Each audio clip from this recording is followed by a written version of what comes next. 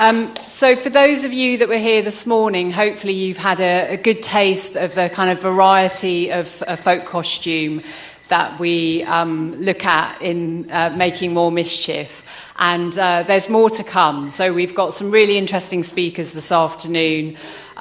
We are going to, once we've moved the furniture back into position after the Morris dancers, we're going to hear from Dr. Chloe Middleton-Metcalf. Some of you may be familiar with Chloe's work, but she really is the foremost expert in English folk costume. She wrote the Beginner's Guide to English Folk Costume that was published by the English Folk Dance and Song Society, and I thoroughly recommend having a look at that if you want to find out more about all the different folk costumes in England. She's also been a really valued and active member of the Making Mischief project overall. So Chloe got involved at the beginning of the project before we had the exhibition at Compton Verney, and has been so supportive, and we've learned so much from her in giving advice on our EDI panel. So thank you, Chloe, for that.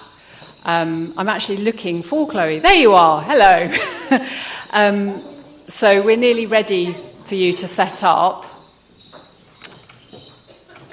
But in the meantime, if you could all give a warm welcome to Chloe, that would be good. After researching Morris kits and collecting a database of information on sides, costume and decision-making processes back in 2012, I realised that no one was caring for defunct Morris kits, so I established the English Folk Costume Archive. I now have about 250 items of costume, some of which are exhibited in Making More Mischief. Alongside collecting Morris dancing kit, I've also researched most performative English folk dance costumes and authored the English Folk Dance and Song Society's guide on the subject. So after doing an undergraduate degree in costume making and an MA in fashion history, I considered questions such as, why does England not have a national costume?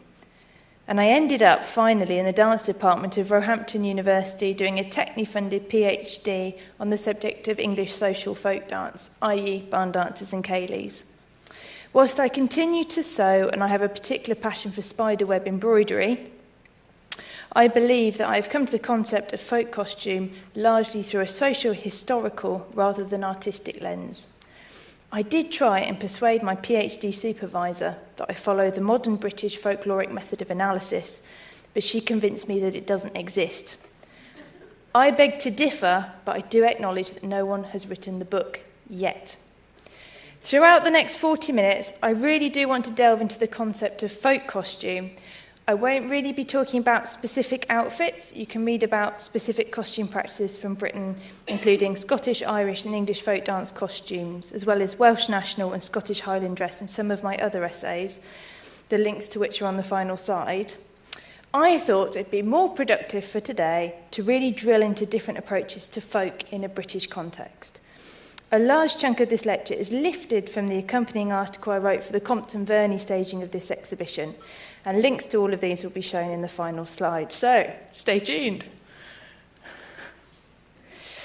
So, I want to start with some exhibits of my own. As I bring them out and talk about them, I want you to think about whether, to your mind, they are folk costume or not. And then, in a while, I'll be asking you to vote with your eyes closed. This is a referendum. There is no room in this exercise for the fuzziness of real life. But the voting is blind, so hopefully no one will be judging you for your answers. So, item number 1.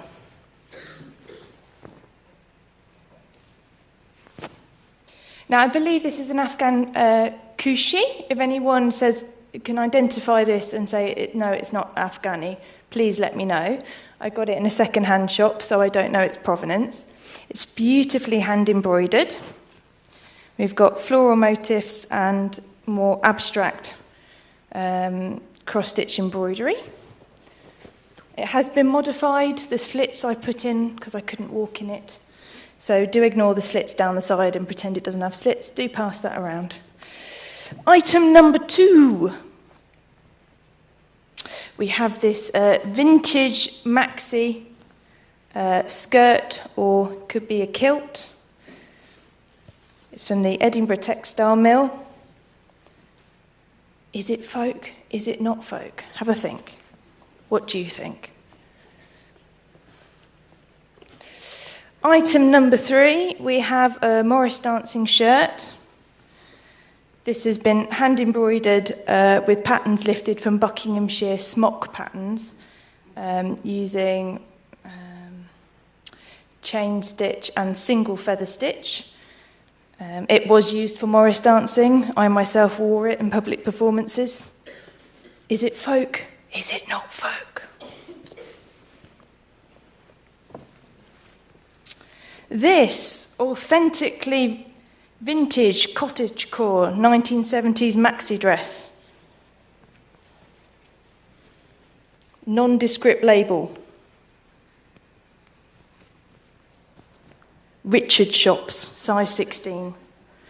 Is it folk? Is it not folk?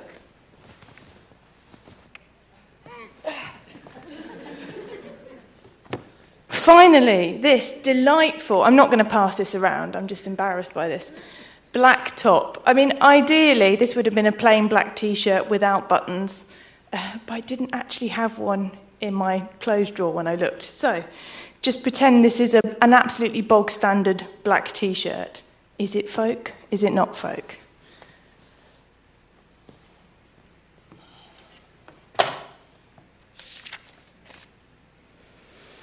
Right, so I'm going to count to 3, then I'm going to ask you to close your eyes, and we're going to go through each item.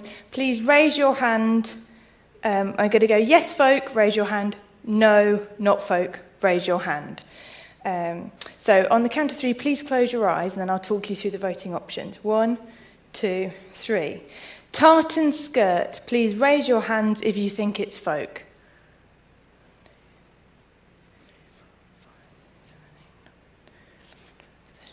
Thank you. Please raise your hand if you think the tartan skirt is not folk.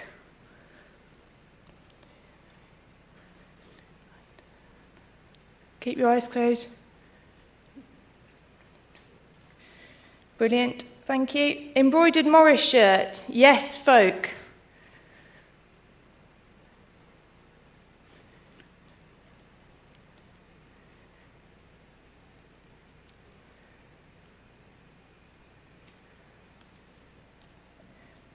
Thank you. Not folk.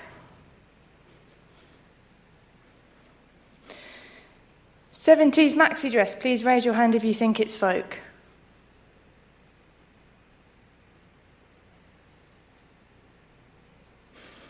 Please raise your hand if you think the '70s maxi dress is not folk.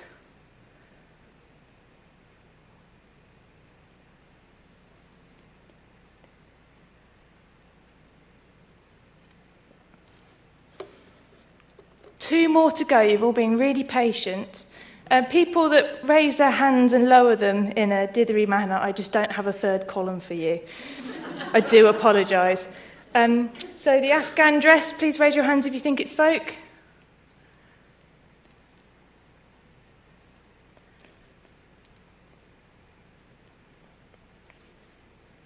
Thank you. Please raise your hands if you think it's not folk. Thank you. Finally, the black t-shirt. Who thinks it's folk? Please raise your hands. Thank you. Please raise your hands if you think no, it's not folk.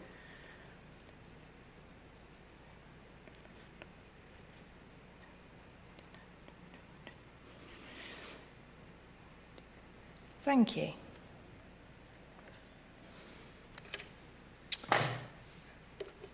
Yes.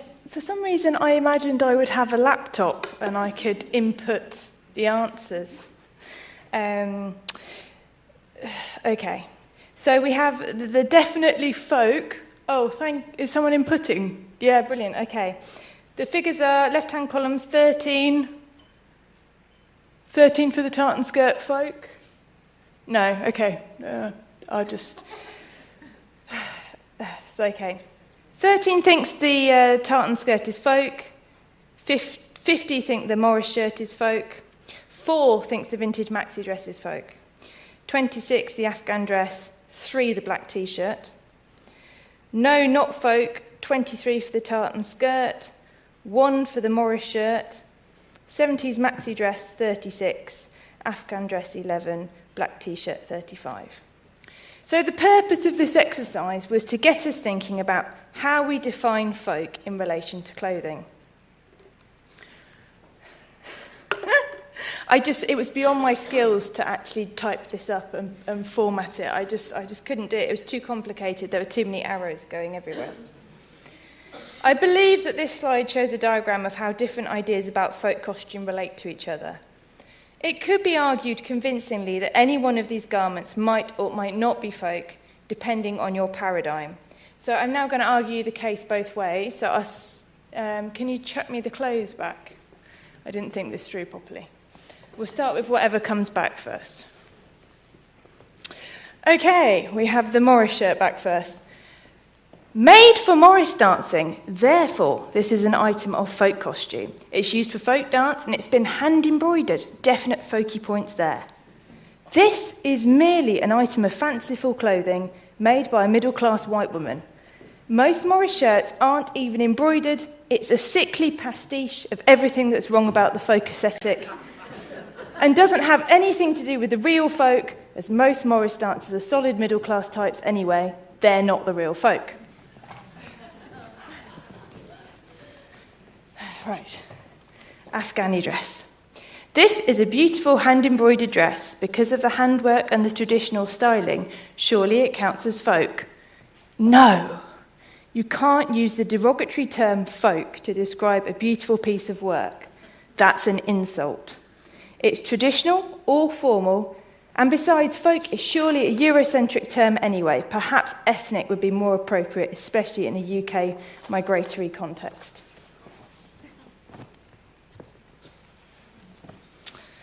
Tartan skirt. Tartan is the most iconic British fabric. Its association with various forms of traditional Scottish events and customs should mean that it's symbolically representative of Scotland and the Scottish folk, and it's in the Royal Stuart tartan, which is the only tartan that legend says can be worn by non-clansmen or women. It's not folk because it's associated with the military and royalty, and folk is not related to such institutions. Most Scottish people do not wear tartan every day unless they're nationalists, and then it's political.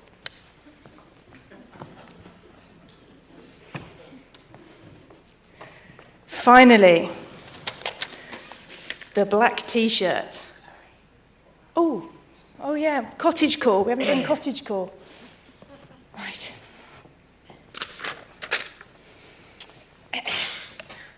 This vintage cottagecore style dress is definitely folk, with its floral patterns, vaguely medieval front lacing and vintage pedigree. From the 1970s, the height of the folk song revival, it epitomises the folk aesthetic. That's not folk. That is a past fashion fad that never had anything to do with the folk. And what's more, trends like this give folk culture a problematic boho hippie image.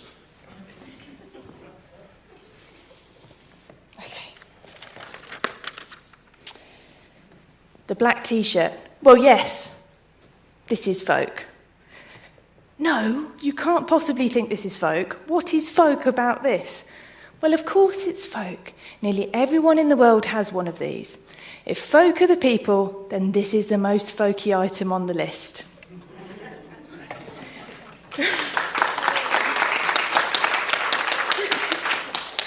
So that was the fun part of the lecture.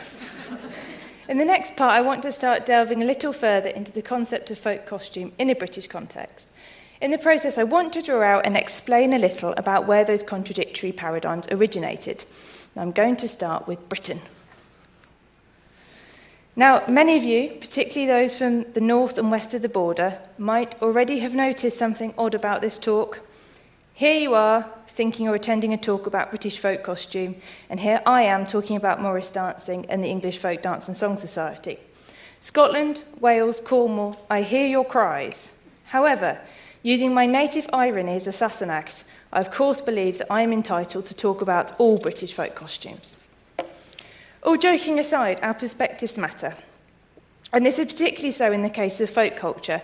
As with all cultural things, its meaning is mutable, and a large part of the meaning comes from our predispositions.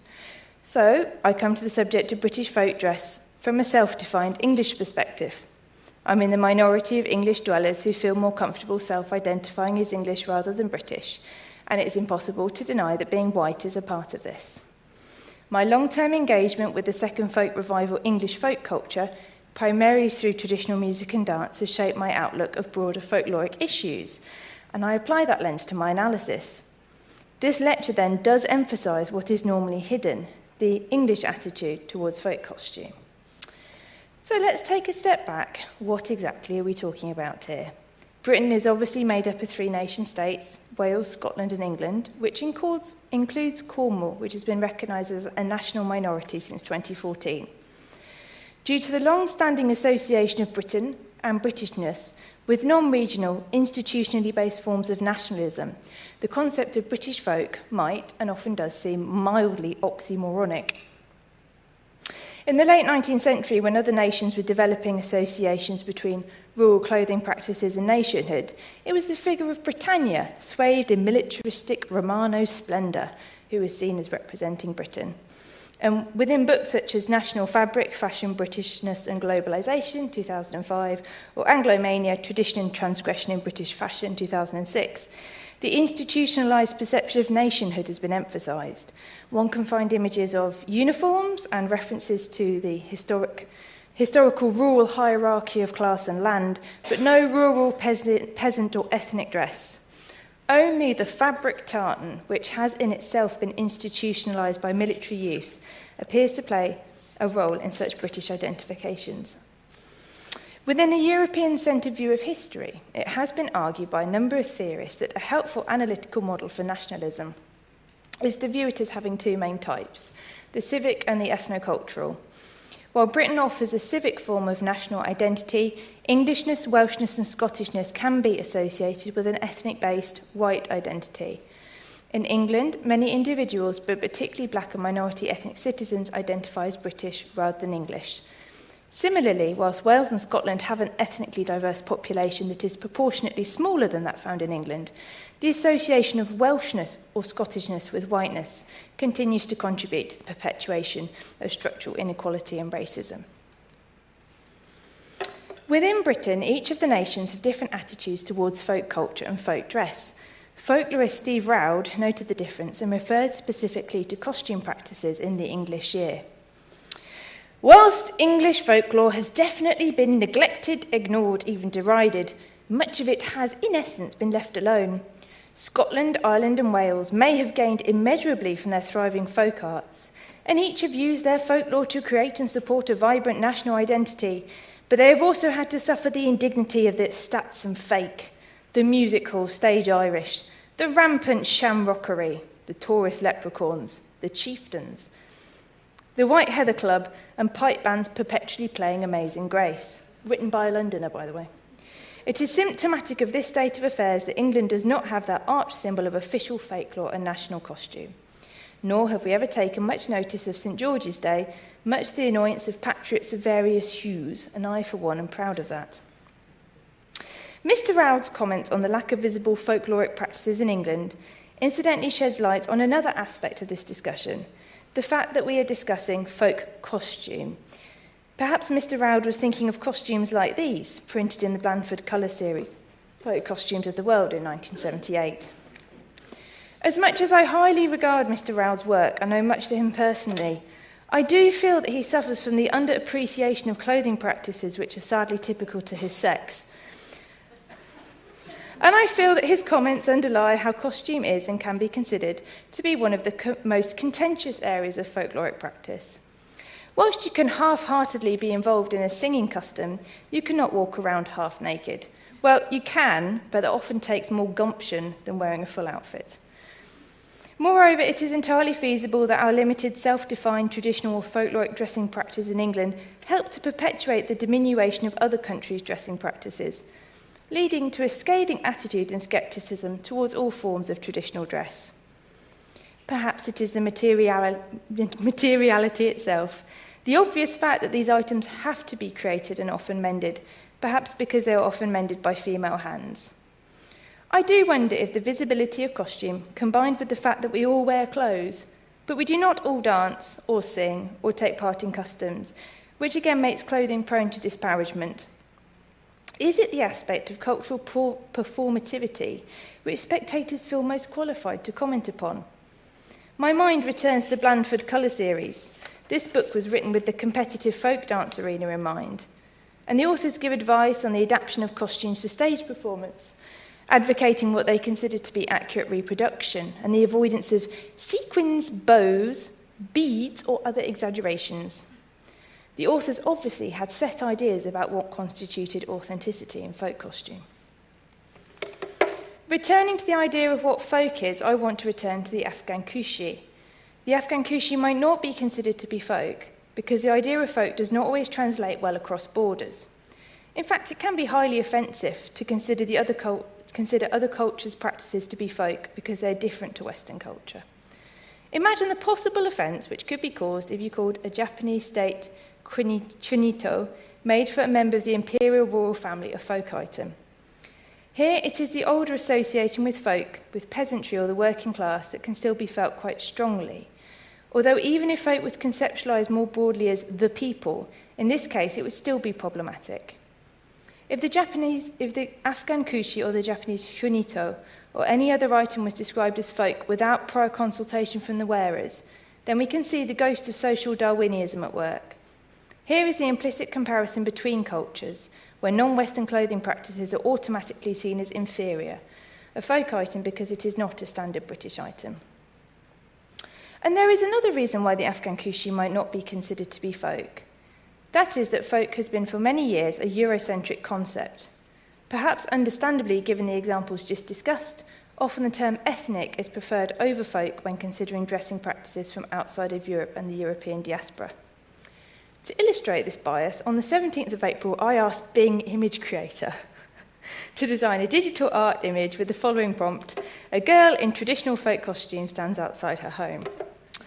As I had anticipated, the AI image returned showed a white girl in Eastern European-style traditional folk dress, standing outside rural architecture.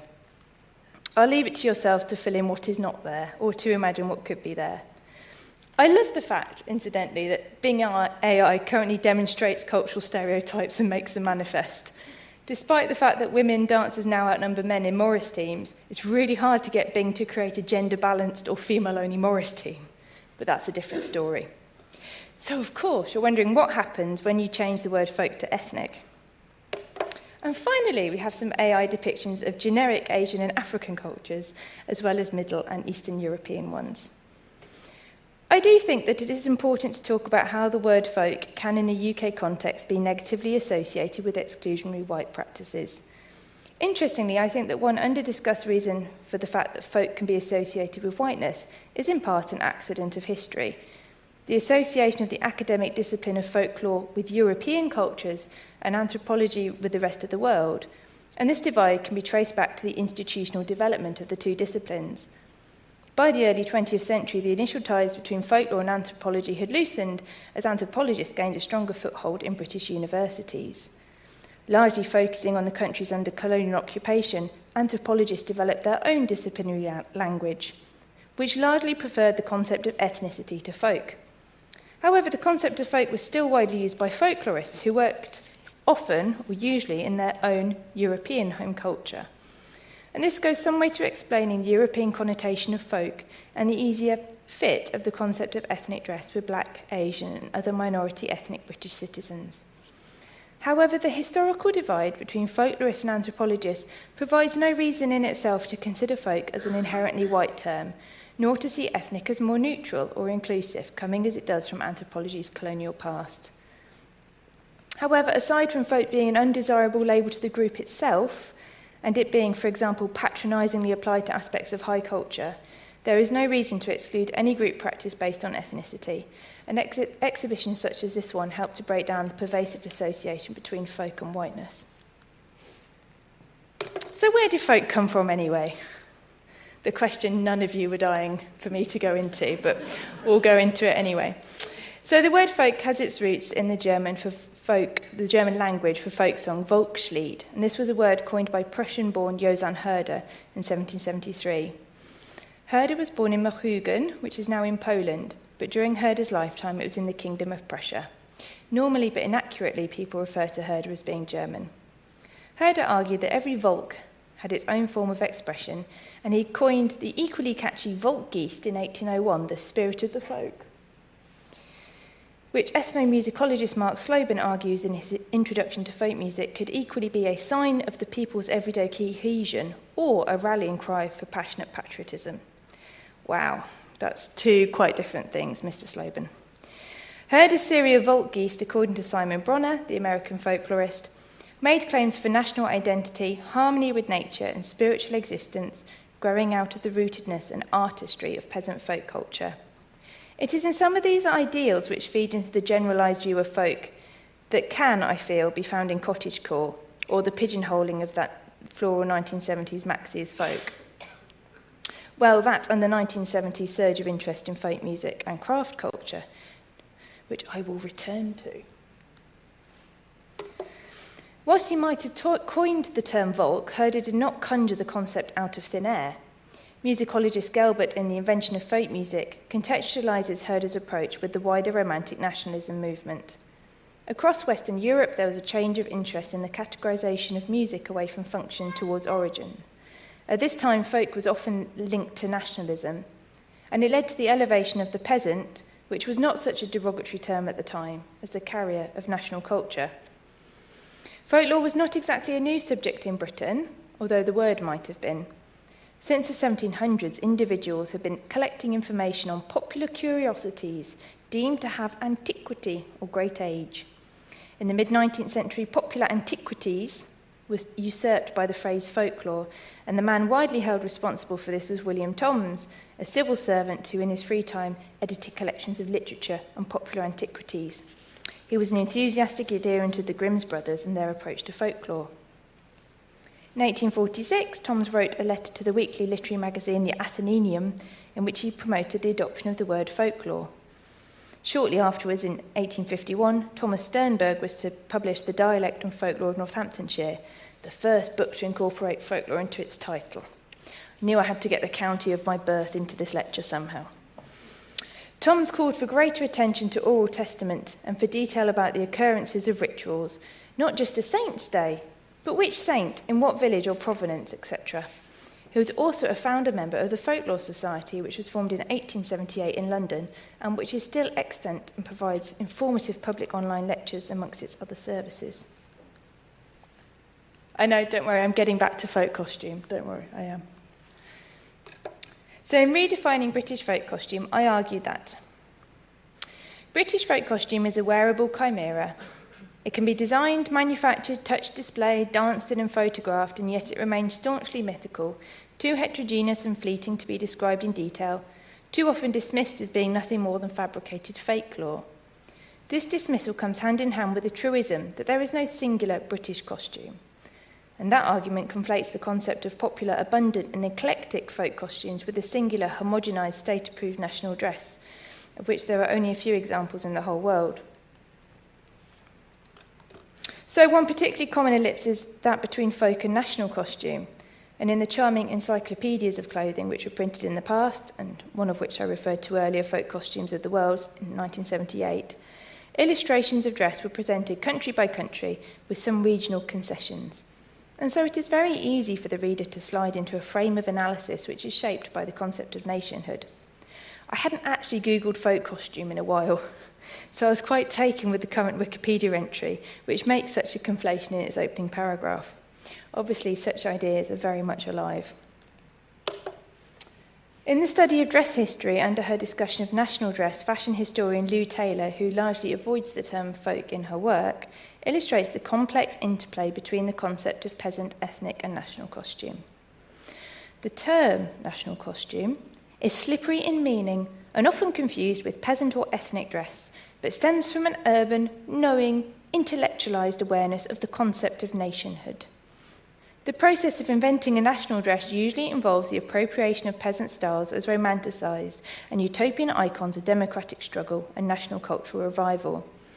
Styles are based on ethnically based elements which are always modified, if not indeed artificially invented. Taylor links the concept of national costume to a top-down, authoritarian, homogenised outfit, of which there are only a few tangible examples in the whole world. And I find the Swedish example particularly interesting and worth Googling if you're not familiar with it. However, despite the paucity of singular national costumes, there remains a pervasiveness of association between certain modes of dressing and invocations of nationhood.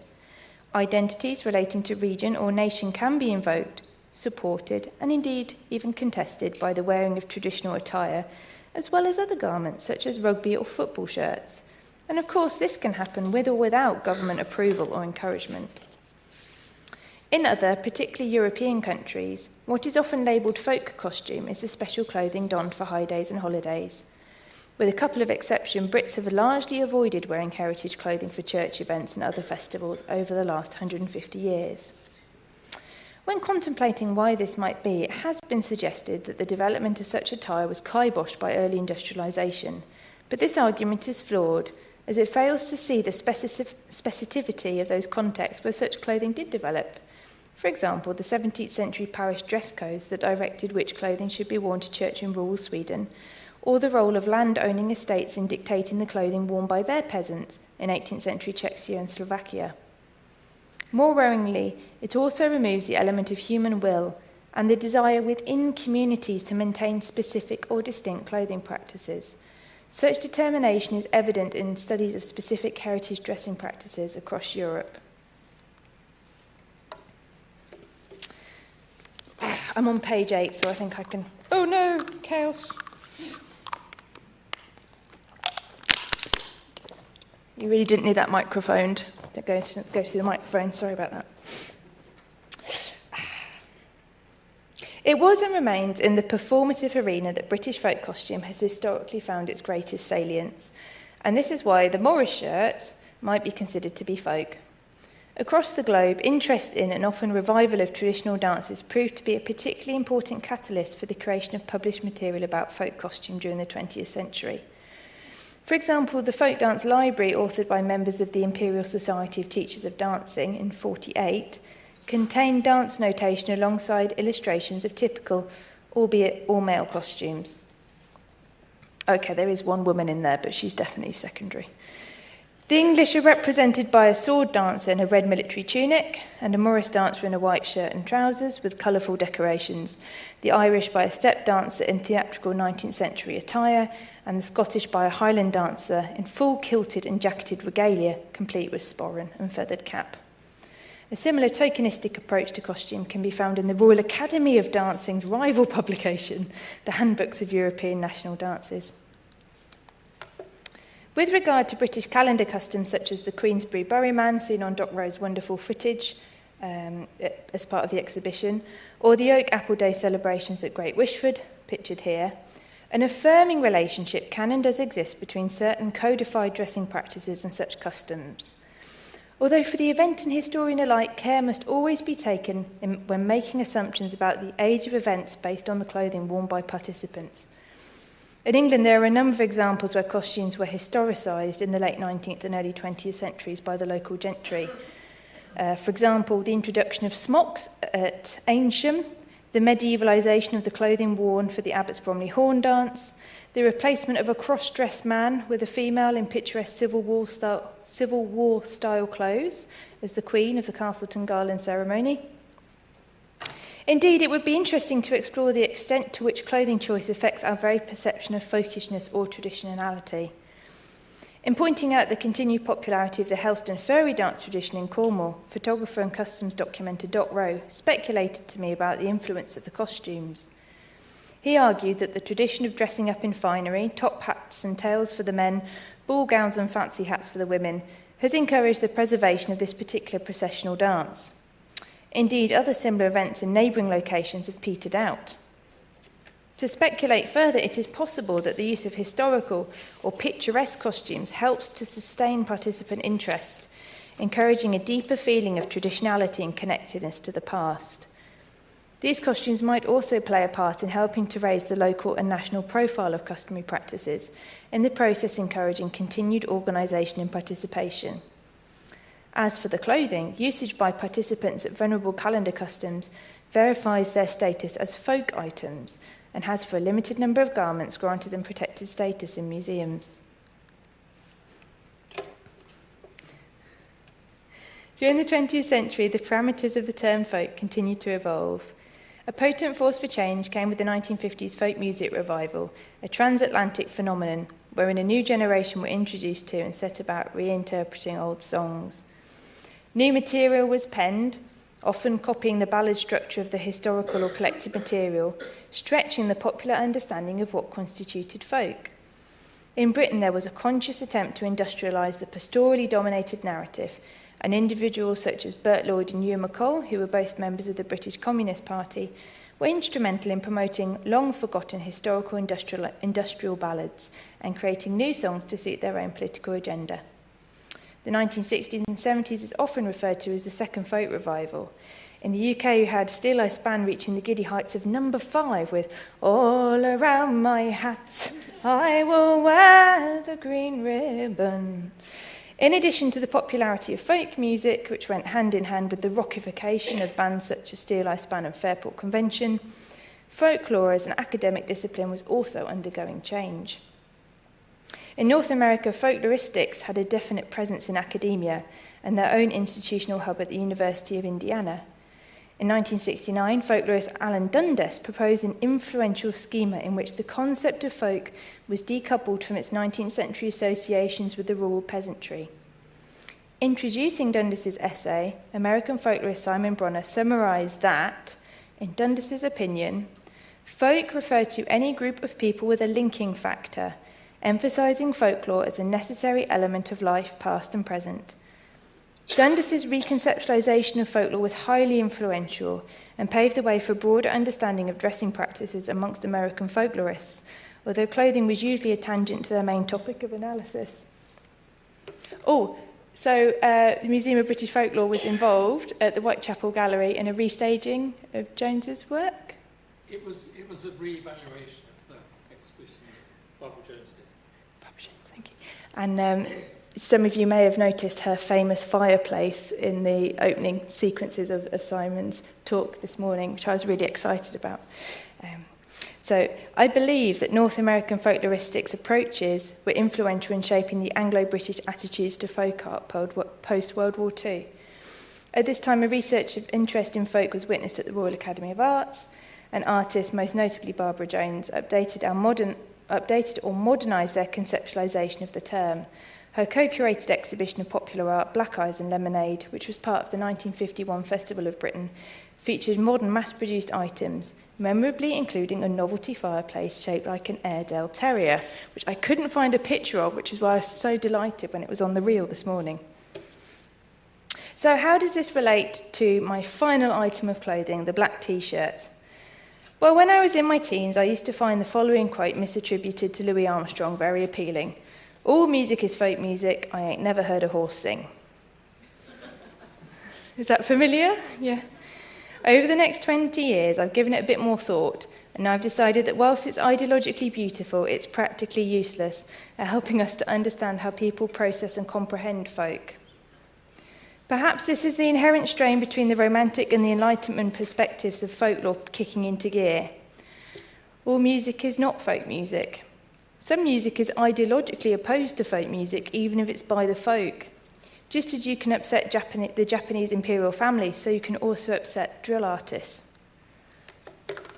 As an aside, I do wonder if folk has a particular issue in that there is an assumption that it should be what people want it to be because people are the folk. As part of my PhD, was dedicated to what people thought folk dance was, and Faye Heald did a much bigger project with folk music. This winter, a chap came to insulate my office, and he saw my books and asked me what I did. I'm a folklorist, I said. What's that, he asked, like maypole dancing? Whilst I do think his attitude that maypole dancing is folk is valid, it would be sad to eclipse the vast diversity of practices down to maypole dancing, based on the ignorance of one sample of the folk population. But there is an interesting bias in some quarters against self-professed folkies. Those that are interested in the revival are in some quarters often seen as apart from the actual folk, And that is why, to my mind, delineation is so important. To study, for example, the repertoire of a singer you presume to be a folk singer, without explaining why you consider them to be folk, merely avoids the underlying question. In your mind, you've already decided that they are folk. In 1986, Georgina Boyce criticised scholastic approaches to traditional song, which utilised implicit criteria for inclusion. Discussing the role of the tradition bearer, she noted a common yet problematic approach. Most field workers then take a circular path to the point that defines as suitable for traditional song research those items which are known by the individuals they classify as tradition bearers. The question of delineating the field can be very important. In my adjacent culture of folk dance, how do you explain to funders or patrons that you are interested in studying a folk dance, such as the Great Wishford Oak Apple Day Dancers, an annual performance by women from one specific village of two specific dances, tied to a day of broader ceremonial significance, which everyone should go and support because no one's ever heard of it, rather than folk dance, as in any one of the 500 or so Morris teams which have been established since the 1970s, or any of the 10 of those teams who perform the same Wishford dances. Whilst the concept of judging authenticity from an externalised perspective is no longer de rigueur in folklore, more subtle forms of analysis have been proposed to address this issue, which remains current. Whilst there remains a popular historicised understanding of folk, which continues to link the idea to the rural past, thank you, Laura Ashley-inspired vintage maxi, by the end of the 20th century there was a change in the general tone of commentary, especially amongst those interested in folk art. Written just 2 years apart, sign writer and boat painting expert A.J. Lurie takes two radically different perspectives to the subject of folk art in his books, Sign Written Art, 89, and Popular Art, 91. The first is the didactic concept of the subject, which hinges upon the importance of community acceptance and emphasises the commercial nature of sign writing. The second opts for a permeable, fluid concept, encompassing a brief history of changing attitudes to the subject. It largely shies away from using folk at all, preferring popular in a bid to broaden the scope to include phenomena such as tattoos and political murals. One could say from Morris shirt to black t-shirt territory. No vintage floral maxis either, as in these discussions the late Victorian and Edwardian ideas, under which the very concept of folk came to have wider salience, are approached with caution, as presenting a limited devolutionary, to use Dundas's term, or neo-primitive, to use Jeremy Miller's approach to the subject. However, some recent developments would throw the black t-shirt out of the folkloric shopping basket. In this approach, discussion about folk art has placed increasing emphasis upon individual creativity, which is explicitly or implicitly juxtaposed to the modern, mass-produced bogeyman t-shirt. Similarly, it has been argued by ethnomusicologists and sociologists that in Britain today, folk is used and understood as an oppositional term against the hegemonic forces of globalisation. No black t-shirts here. Well-established British examples of folk performance and material culture continue to be embraced by those interested in folk art today. Colourful calendar customs burst forth from Jeremy Deller and Alan's Kane Folk Archive in 2005, while the Tate's 2014 folk art exhibition contained artefacts long associated with the subject, such as elaborately carved figureheads for ships and 18th century naive paintings. Other long-established traditions, such as those associated with royalty, the military and civic guilds, are, however, often missing from the discussion. Although I've never actually discussed it with them, I do see the Boss Morris team featured in this exhibition as a whole performative contemporary art collective that draws upon many various elements of traditional craft and customary practices. Have you ever wondered where they got their beautiful crochet tops from? Yes, one member of the team made them all. Before Boss, the most radical Morris teams were often second-generation male-led, with minimal costumes and a focus on choreography, often creating new dances but also focusing on technical prowess. They were quite literally black t-shirt teams. I used to say that it was in their costumes and appearance that Boss were the most radical, as their choreography was actually quite conventional. But now they've started to write their own dances, so all that might change. The very idea of folk is at best marginal to the broader conversation or identification with, to use Martin Monroe's words, the dominant fictions of Anglo-British identity. With that in mind, it is perhaps ironic that marginalisation in itself can be viewed as a defining characteristic of what is understood to be British folk costume today. As the very title of this exhibition suggests, Making More Mischief, dressing practices associated with British folk culture can be seen as a subversive counter to mainstream cultural hegemony. As the general decline in sewing ability and garment construction amongst the majority of the British population continues, students of LCF of course accepted, the counter-elevation of such skills as craft or art rather than domestic industry or sheer utility grows apace. However, whilst decrying the forebears, it does not appear to be possible to entirely neglect the socio-cultural historical origins of the concept of folk. Indeed, while some commentators are now often forthright about the time when folklore was manipulated by elites and instrumentalised in the interest of nationalism, contemporary usage is not only built upon that same historical pedigree, but arguably has many of the same concerns with the mass-produced forces of modernity that influenced people like folk song and dance collector Cecil Sharp. Thus, it is the same folkloric aspect of dressing which had resonance at the start of the 20th century that are subsumed rather than submerged into this new narrative of British folk dress, a narrative which offers a redemptive, antagonistic zeitgeist to the mundane mainstream of globalised fashion. Sorry, last paragraph. I have not offered you a soundbite definition of British folk costume.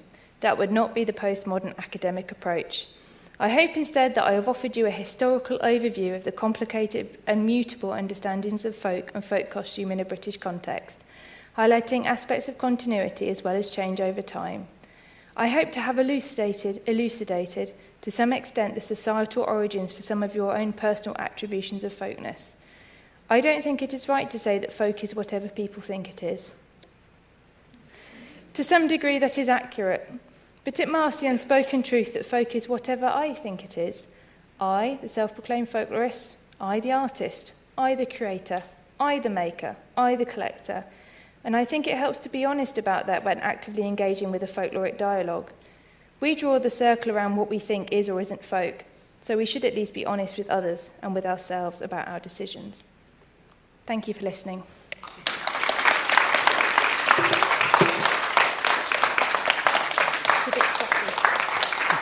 Oh, I think you've forgotten this. Oh, yeah, it's all over the place. Thanks so much, Chloe. That was absolutely fascinating. Lots of food for thought. You know, your challenge to kind of the definition of folk, I think, is very timely, and my head's kind of swirling, as I'm sure other people's are. So if anyone's got any questions they'd like to pose to Chloe, please do it now. Oh, hang on, we're running out of mics. Is there another? We had 3, now we've got 1. Thanks. That's for you. Take this.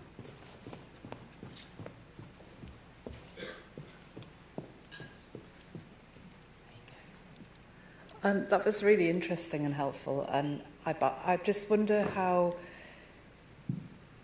so challenging the term, if somebody wanted to make a museum of folklore, how would you do that practical thing, taking on board the kind of challenging of the term that you're proposing? Oh, well, I definitely think we should have a museum of British folklore. Absolutely. I just think that when such a museum is established, I just think an awareness that when Simon's making those decisions, Simon just needs to think, oh, I'm making that decision. I think this is folk because. It's the because element. And also, I suppose, the I element, I think this is folk because. And just making that explicit, you know, I think we just hide this idea of the folk in as the group. And when we're presenting it, we are presenting it in our own way. And just to forefront that, yeah.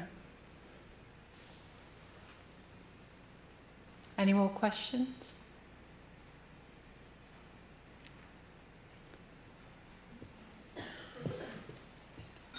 Thank you, that was really interesting. I'm really interested in this idea of like fake-lore and folklore, and I just kind of wondered what your thoughts are on modern and contemporary interventions into traditional folk traditions, customs, costumes. I often think I have the wrong sort of body for this question and I should be an older man. But no, personally, so I showed the Bradford-on-Avon Jack and Jill in the green. I've just remade the Jill's costume for 2024. And I've spent 6 months of my life sewing this amazing dress that's got 570 leaves made by there's one man, but all the rest are women from up and down the UK.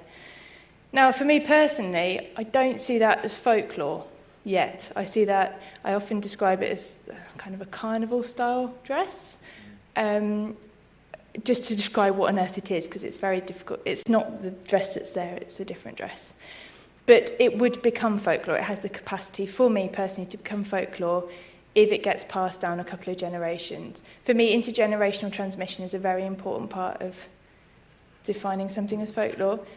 I just think we should have more wonderful community, bottom-led expressions, artistic expressions in getting together, and there needs to be more communal singing, and there needs to be more communal dancing. I don't think we necessarily need to call it folk, but me personally, if something's been going for, haven't defined it exactly, but 30 years seems like a good marker, then I would become interested in that from a folkloric perspective. But that's my personal attitude, and that's not held by other people in my field. Yeah.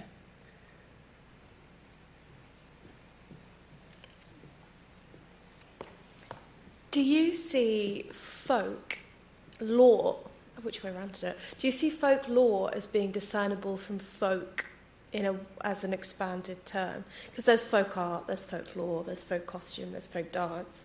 Do you see folklore being a specific heading under that?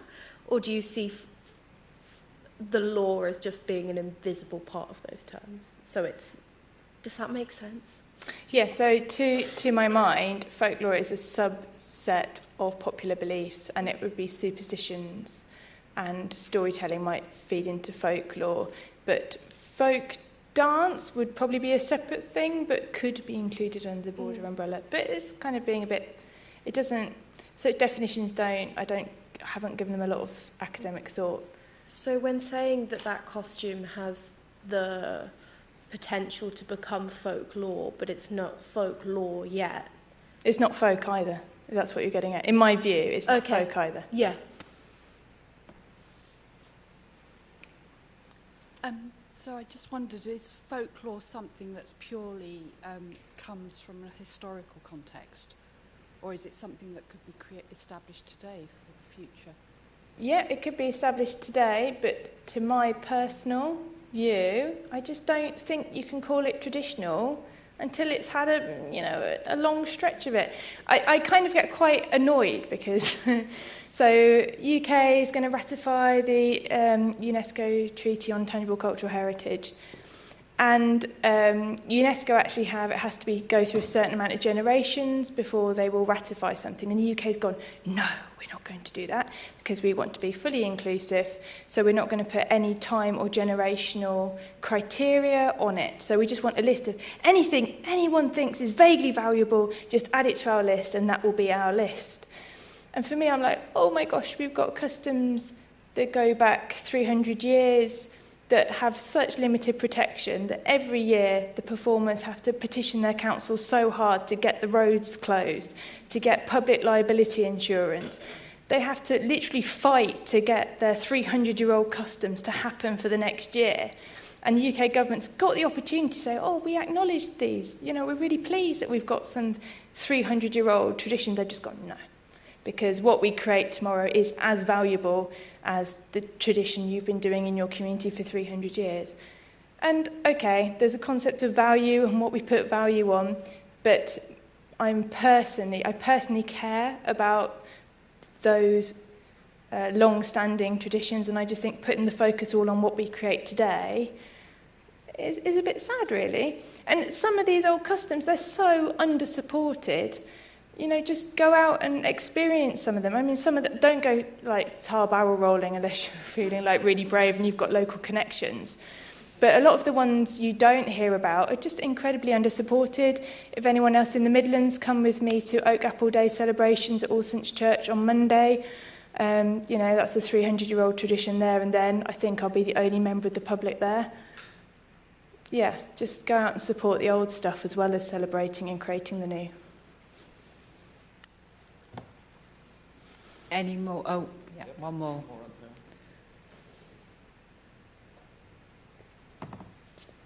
Do you think there's a point where folk costume becomes a uniform? And if so, where's that line?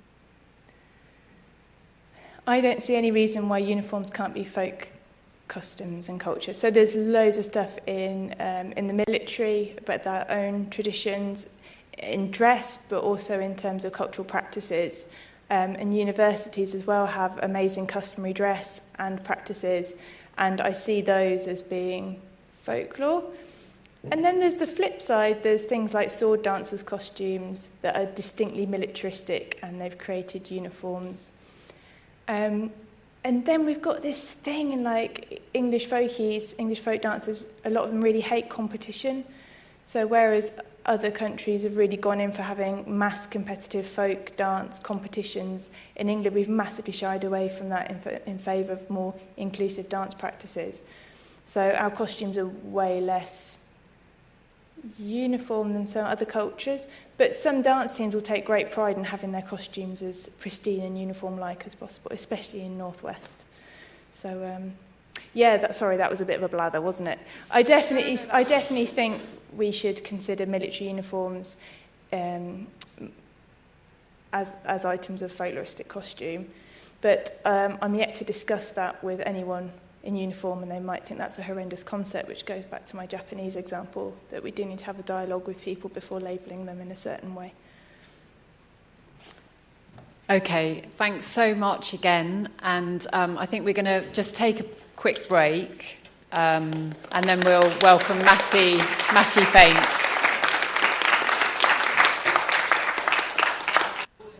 So I think we're all good. 1, 2.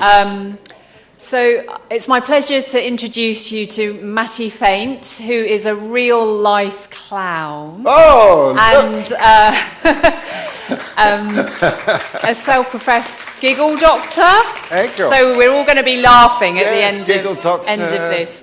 But in terms of the exhibition, he's very kindly lent some absolutely incredible clown costumes from the Clown Museum. Matty's the director of the Clown Museum and is dedicated to preserving the clown costumes and also the clown eggs as well, which you can see in the exhibition. It's well worth taking a look. And he is going to tell us all about...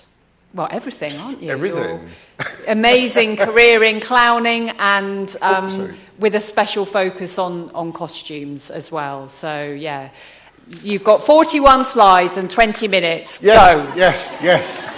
Well, and look who it is. This is the face I've worn for the last 53 years, which is amazing, really, because I'm only 47.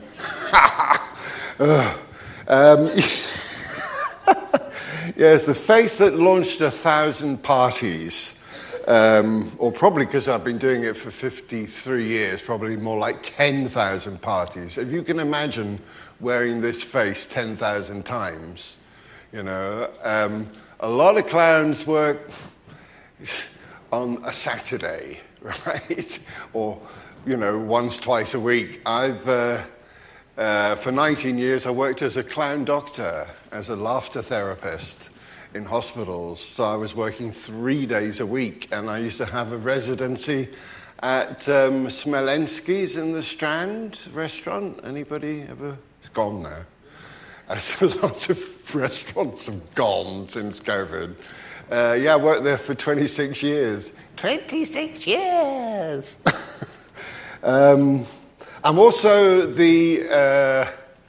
for the last 37 years, I've been the director, curator, and archivist for the Clowns Gallery Museum, which has had 4 or 5 locations, most of them in London, and at the moment it's in my basement. COVID changed a lot of things, didn't it, for a lot of people? And to be honest, I love it in my basement, because what a better place to have a museum in COVID, you know? I should go downstairs and play all day. And you know what? There's such an atmosphere when you have a museum in a small space. You know all the costumes, you know the people that wore them, you know? And some of them, you can smell the people that wore them.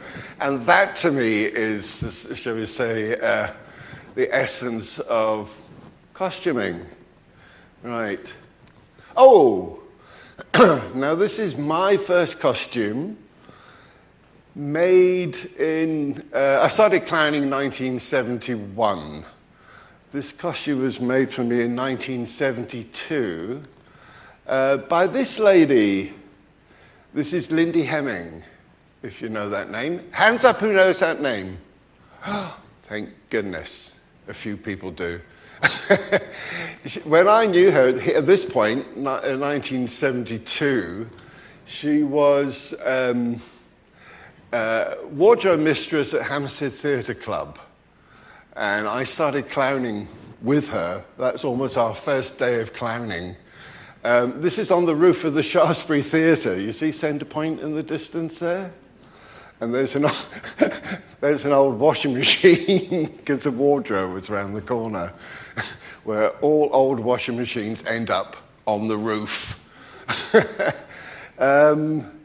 So, yeah, she went on to better things. Well, she's no longer a wardrobe mistress. She's. I was looking her up on Wikipedia for you. She's been costume director on 43 films, and her latest was Wonka. But 4 Weddings and a Funeral, Tomorrow Never Dies. She did 3 James Bond movies. 4 Weddings and a Funeral. Been a very busy lady. And this is our first clown troupe. And there's Lindy. And this is Roger, who was her partner and became my clown partner. For about 5 or 6 years we worked together. And we have the same birthday. It's always nice working with somebody that has the same birthday. Oh, and this is my current costume. We were talking about tartans earlier. Or, where is she? There you are. This is the Buchanan tartan. And I was proudly told that by somebody who came up to me and said, "Do you know you're wearing the Buchanan tartan?" So, you know, it doesn't have to be a kilt, does it? So this costume, I wore that first costume for 20 years. And this one was made for me in the United Arab Emirates, because I've worked all over the world as a clown. My face has taken me everywhere, as you will see. I had it made in UAE, in the United Arab Emirates. I was working in a theme park called El Ain, and I worked there the first year as a clown. And then I said to the agent, "Oh, I hear you're going back to El Ain." He said, "Yeah, but I can't take you this year because I'm doing a Batman show." So I said, "Oh, I'm an actor as well." So he said, "You could be the Joker," because the makeup was extreme, as you know. So I took the pattern from Lindsay's costume out to El Ain, because you can have suits made there so cheaply. And also, I had it designed more in detail with very long pockets that I could put big things in, so you can take out things like this. There's me and a duck. With the people that have seen the exhibition, I've got my electric bow tie, flashing bow tie, and a flashing red nose too. This is some of the other characters that I've played. This is the Kiora Kid for Kiora soft drinks. they sponsored a swimming galas around the country. And with me dressed like that, we are going back a bit, you know. And this is another character that I played, Lecco. The reason I'm coming out of a fridge is because Lec is the only English company that make fridges. So I'm a fridge clown, very, very patriotic. Shoes like this, so difficult to walk in. And I love the the lettuce on my lapel and a carrot on the other side. Did that for about 3 years, that character. But they had a lot of really nice publicity, like stickers for the kids and clown kits and biscuit tins with my face on them. That's also me. I was working in Denmark in a circus. I don't work in circus. I have worked, as you see, in a ring occasionally, and I didn't know what act to take. And I went into Tigger, and my act was all sitting there. Blow-up woman, grass skirt, and a wig. And I think, but the whole act, there it is. So a 3-minute act, dancing with a balloon, basically. Never a dull moment. This is me clown doctoring. This is at Great Ormond Street. Wonderful job. Clowning is a wonderful job, but clowning in hospital is the ultimate. And I started this charity, and it's 30 years old this year. In fact, they're having you know the little Angel Marionette Theatre in Islington? They're having a big party in there. And I've been asked to speak because I started the charity 30 years ago. And they sent me all over the world. Swiss-based charity, the Theodore Children's Charity it's called. And started in Switzerland, but they've got satellite charities in Belarus, in Turkey, Australia, and Hong Kong. But they sent me to Baragwanath Hospital in Soweto. What a picture. I had that picture taken specially in front of that poster because you see what it says there? Please do not ask anybody to look after your child or baby in 4 languages, in case you couldn't understand. So that's my first clown doctor outfit. And then we took away the clown face because you're working so closely with children as a clown doctor. It's a little bit too much to wake up in bed and find that coming in the room. Oh, this is, I worked for 5 years at Sun City in Africa as I was public relations officer.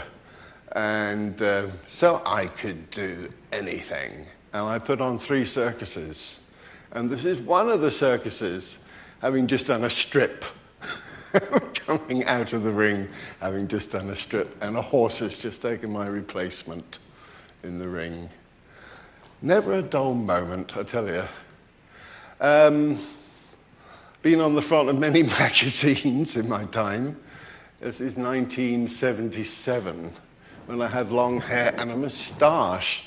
Now, there are some publications you want to be in, and there are some publications that you don't want to be in. This is Boris wearing my costume in the Daily Star, which he did for, I think, 35 times. I used my picture. And I thought it was really funny at first to walk into a shop and say, oh, I'm on the cover of the Daily Star again. Took it to Equity, and they sent the Star a very desist letter, and they just ignored it. Copyright's really difficult. When somebody takes your photo, they own the copyright of that photo. So it's their photo with Boris's head on it. Quite a picture. And that was the last time it was used. That's the end of Boris. And that's, when's that dated? 2022. So it's all really current. Now, as we went into lockdown, I had a contract through Zippo Circus to be one of 3 clowns for Call the Midwife, the Christmas special of Call the Midwife, and I had intended to do it in my clown costume, which you've already seen. And the producers of the show said, no, we want a different style of clown. We want 3 clowns, something completely different. And Martin Burton, Zippo, phoned me and said, you're going to have to invent another costume because you've got the costumes.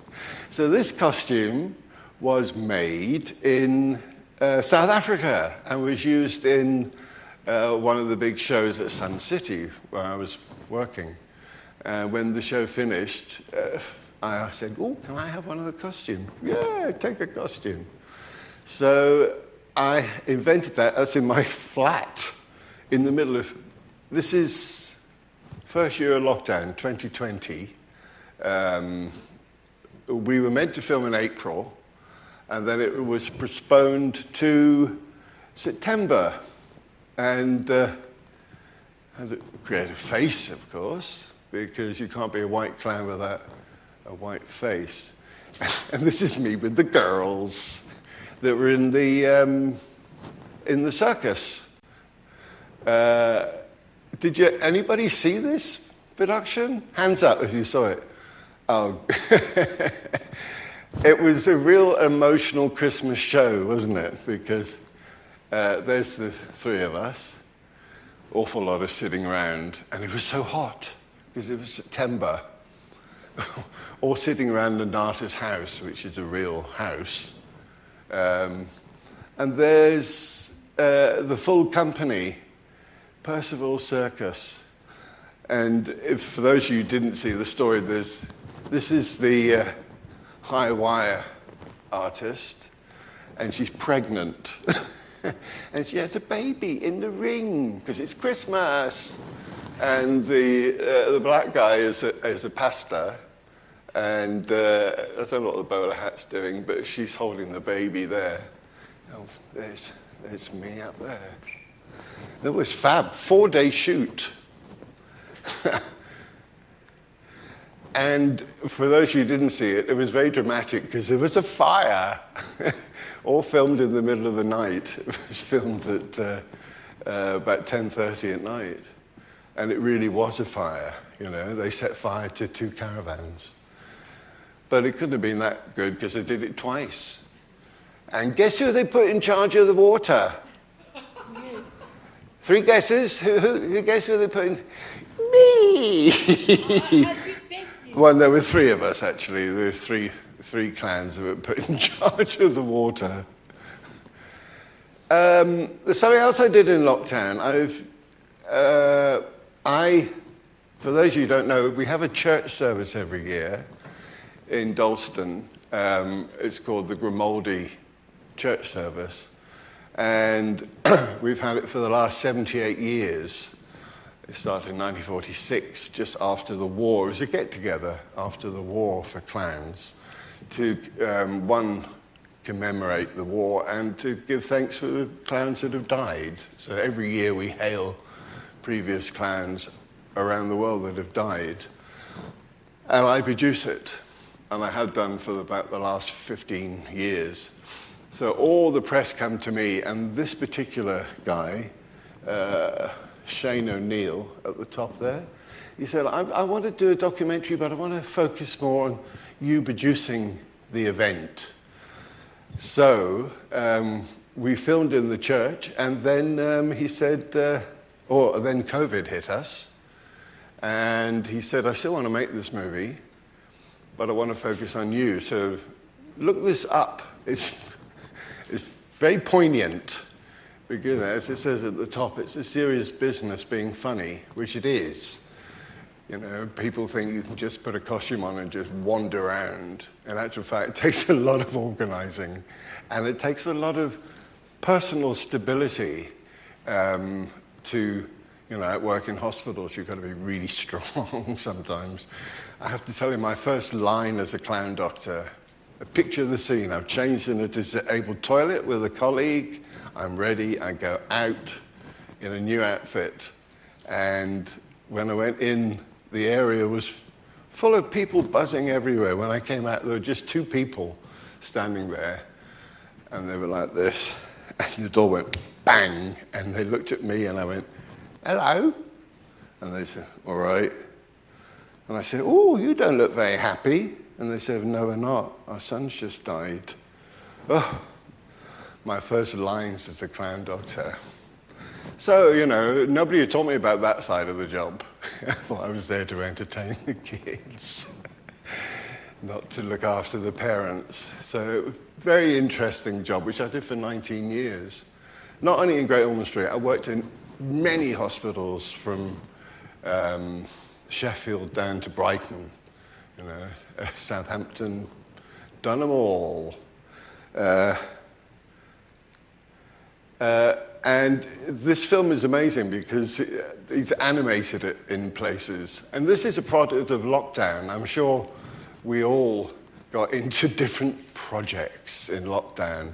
Well, this guy is a film director, and I did a party for the film in his house in lockdown, so all the social bubbles and COVID things and whatever. But his imagination ran away with him, so there's 4 parts of this movie where it goes into animation, and that's the character that he animated me as. Please look it up. You'll find it on YouTube. Clown.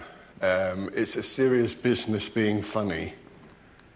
Another thing I did in lockdown,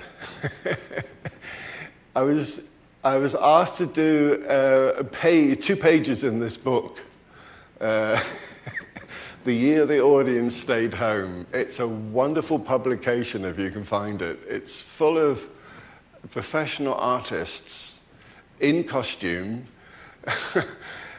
lost. And this fantastic picture of this ballerina on point, standing at her front door holding 2 black bin bags. It's just precious. 5 minutes. Well, sorry, we started late, so I'm allowed. Oh, I'm sorry, miss. All right, I'll be quick. So that's my page in this book. And this is where my museum has now ended up in my basement. You'll see a bit more of that. Oh, and this is the back cover of the book. We did a shoot on the roof, and I'm coming down off the roof, and he says, oh, fantastic picture, I love it, I love it. So I'm the back cover of the book as well. This is my basement, where the museum is now occupying. This is from a calendar last year of artists, Hackney Islington, cello makers, all sorts of globe makers, all sorts of stuff. Oh, it's very red. This is one of my museums, Wookey Hole in Somerset. 11 years the Clown Museum was down there, run by Jerry Cottle, who sadly died of COVID in the 2nd year of COVID. So that doesn't exist anymore. But you've got this costume in the exhibition here, this one. That's now in the V&A. And I've got the others in a garage.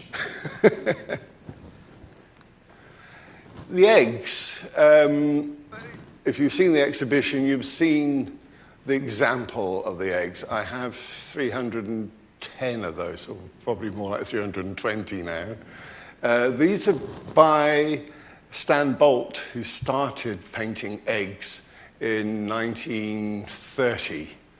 He died in 1966, but we took up the tradition of registering clowns on eggs.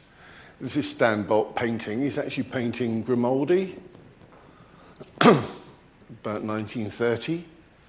And this is the egg. This is part of the egg collection. I've got 320 eggs. And I'd just like to introduce you to our current egg artist, Julie Proctor, who's already painted, how many did you say? 24 eggs already. And she's only been our egg artist for the last 6 months or so, isn't it? One of the other costumes that I love in our collection, this is Coco's costume. For those of you who know Coco the Clown, this is his last costume. We all have our favourite costume. This was his, because it's got all his badges on it. This is the costume he died in, if you like. And for me, it's very precious. And in that top pocket, we found a ticket for West Ham Football Club, dated 1984, which is very weird because he died in 1975. But his two sons were both clowns. One of his sons was the first Ronald McDonald, who you may have heard of that company. But I love it. It's just a very precious costume. This is another sequin costume, but sadly just here. It's sequins on tulle, and it's just wearing out. It's had too much of this, and sequins are very heavy because they're metal sequins. But wonderful costume. This is one of my latest additions of clown. See, I get costumes because clowns die, and their relations give them to the museum. American costume, made 15 years ago. The last person to wear that was Joe Lycett. I did a program on Radio 4 for Joe, and we dressed him up in a clown costume, which is great for radio. I'm sure the audience really appreciated it. But it was at the theatre in at the BBC's theatre. Oh, and I've just become a shirt. Rather loud. I haven't bought one myself, but quite something to have your face on a shirt, isn't it? Not many people can say that in life. This is our Grimaldi banner that we process into the church. It was made in 1975 by Laura Rollat. It's about 8 foot tall, and you process it, and I process it into the church. I love it. It's so beautifully made. With the man who started clowning, basically, because Grimaldi is hailed as being the father of the British clown, first person to wear makeup and really established a proper costume as opposed to a country bumpkin costume. All right, I'm almost there. Last two. Anybody know who this is? You. No. Or maybe this one? Oh, yes. Robert Ranganathan and Rob Beckett. And we've just had their eggs made because I did a program with them last Christmas, Rob and Romish versus Circus. So they came and we did that. And that you may recognize, that's the prince, African prince here, and me meeting my costume in the exhibition, which is a great picture, before and after, just 53 years in between. Right, that's it. Thank you. Thank you very much. Are they allowed to ask questions? Well, what I was going to say is because we're running slightly late now, we are going to have a space for discussion at the end after we've heard the next talk. Okay. So if you can kind of hold that thought and then we can have a chat at the end if you're able to Yes. to be here for Yeah, that. no problem. But thank you so much for sharing all those incredible images, and it's amazing seeing the costume kind of repeated over the years. You know, all the different wearings of Yes. it. And also, you know, the work that you're doing at the Clown Museum to preserve the costumes. And I know that you're in conversation with the Centre for Fashion Yes. Curation about, you know, talking about restoration and conservation. Really important work. Yes. So thank you. Thank you. Thanks, everybody. So this is our final talk of the day. I'd really like to introduce you to Kinsey Abdullah, who runs Numbi Arts, which is a Somali-led, African-centred arts organisation, doing some really interesting work all over the place. One of the things that's interesting for us is that Numbi is also a museum without a home. So we've got kind of, you know, some things in common that we've already just started a conversation about and want to continue. If you haven't already, please do visit the Somali Museum Atelier, which is just the next floor down. It's the most... You've created like such a special space there. It's somewhere that you just want to be. You know, and it's what's so incredible about it is that you've really managed to capture kind of lots of different elements of Somali culture. So you've got poetry, the importance of the spoken word, you've got costume, you've got objects, you've got this lovely wall of photographs that are constantly being added to. So it's this idea that it's, you know, things are always changing. But the overwhelming sensation I get when I go in there is, you know, it is just a place to be. You know, you can sit on the floor, there's cushions, the sofa is something else. So, yeah, please do visit, but it's my... Sisterhood sofa. It's called the Sisterhood sofa. Okay, so, yeah, please just enjoy it, experience it, and it is a total pleasure to introduce Kinsey for her talk. Okay. Thank you so much. And before I start, I really wanted to thank everybody who made this possible, especially the Museum of Folklore and London School of Fashion, who approached us and commissioned us to do this project. So, Making More Mischief. It's been a journey because I think these things, they take time, and the result is worth everything.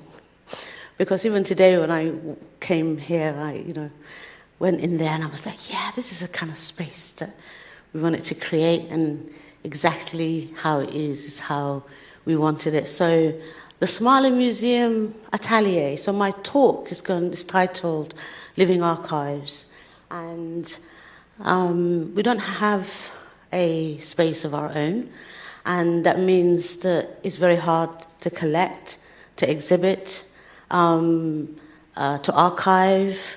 So actually having a living museum means that we can pop up and partner with amazing organizations and exhibitions like these. I've had the extra pleasure of being, I suppose, curating this and having the curatorial support as an added thing, as well as Numbi being commissioned. So that's something that really gave me time to kind of think outside of, I'm the artistic director of Numbi, and I'm managing lots of people, and being the cultural producer, being the director, being the cleaner, being all the things that you are when you run a very small, under-resourced, grassroots organization like ours. Numbi has a long history, 3 decades of back catalogue of work. I'm supposed to be clicking this. So the concept and the idea behind the Somali Museum Atelier, it's a new departure because we did the very first exhibition, Somali Museum exhibition, at Whitechapel Gallery last year, and that the idea is that this is really a new departure for us, because last year we actually had a fashion designer. So we had a photographer, a musician, Elmi and Ahmed, and Hoda Kadir, who's actually a fashion designer, contemporary. But Whitechapel Gallery and the space didn't really allow for us to exhibit fashion or costume. We had a lot of artifacts. So actually, when we knew always this was going to be in the works, so it was a nice thing to wait for it. So the inspiration for this exhibition, like I said, is basically creating a space, the Somali Museum Atelier, a takeover. And we like the idea of creating a space within a space. So, creating a space within an institution, it's actually one way of trying out different ideas, especially when you come from a living culture like ours. So we especially focused on the costume and costumes, and the Atelier is a centre for a Somali representation, a perspective, because Somali people are based all around the world, and London is a very important stop. And having lots of stories, and I think social media, media in general, but also proximity to where UK is from home, from Africa in general. I think it's a great stopover, and a lot of people stop over here. So, and also Somali people have been here for over 500 years. That's a long history that's not very present. So the Somali Museum really is coming from that space, and the program that we created with the help of Kieran, who I don't know if he's here today, but was wonderful to have that extra layer of support in terms of being part of the wider program, but also trying to create an exhibition that is within the space, that brings in the art side in, that responds to the theme, and that's central to costumes and storytelling, and folk stories are very central to Somali culture. And that's one place that we thought is the best place to depart from, song, dance. It brings in a rounded culture. So we call this Sites of Knowledge. It's spontaneous. We staged 2 workshops, a musical jam and a visual jam. And the idea is that we will have a thing at Numbi where we talk about we are for dreamers of all stripes. You don't have to be an artist to come and take part in the work that we do, because we're co-creating. We always have artists at the heart of the work that we do, young artists for that, who are up and coming, contemporary young artists who either studied here, born here, grew up here. So having a space where it's central, it's cross-cultural, it's a space of dialogue. You don't have to be Somali to engage, but you can bring you and your culture, and we exchange and we create something. And the processions, May Day, we have a tradition, a Somali tradition of celebrating May Day. So bringing the whole culture of music, dance, storytelling, poetry, and doing these workshops. And actually the people who took part in the final procession are people who turned up to the workshop. Some of them we've never met. So it's been that beautiful. So Sites of Collections are commissioning artists. So as a museum, we need to have a collection. Our approach to collections is to commission new work. It's good for young artists who are trying to create a body of work, and who are also a lot of the time approach Numbi because they're interested in their heritage and knowing about their culture. So it does 2 things. So last year at the Whitechapel Gallery, we commissioned Elmi, who actually, he had a whole thing called Mother's Gift. His mother passed away during lockdown, and she left tapes of music, storytelling, audio recording, sitar, which is a ritual Somali way that women gather. It's like a sisterhood where a lot of the time, because a lot of women back in the day are unlettered women, they're not literate, so it's a way of maybe studying their faith, but do it through poetry and singing together. And they cook food, and and it's a really beautiful gathering, a space. So whoever hosts that, they have drumming, singing. So his mother would send all these tapes from women, also from back home, and he didn't know. I think between him and his siblings, they decided who's going to take what. And because he's a musician, he's actually trained as an architect, but he's very interested. He's a music producer, and he said, "I'll take the tapes, and I'll take the rug." And a sewing machine.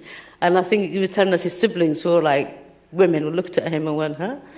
What are you going to do?" And he said, "Doesn't matter, no, but I'm going to take them." And anyway, when I commissioned him for the last exhibition, he brought those tapes in a bag and put them in front of me and said, "I don't know what's in those tapes. They were my mother's, and I want to work with them." And we spent 3 months in a workshop, meeting every Sunday, me translating, he doesn't speak Somali, me translating the content and trying to find anything that is controversial in these tapes that we can't put in the public domain, and saying, okay. And there were really beautiful tape letters from women she never met, people who were like extended family saying, "Send me money or support me," to people who were just sending her a poem.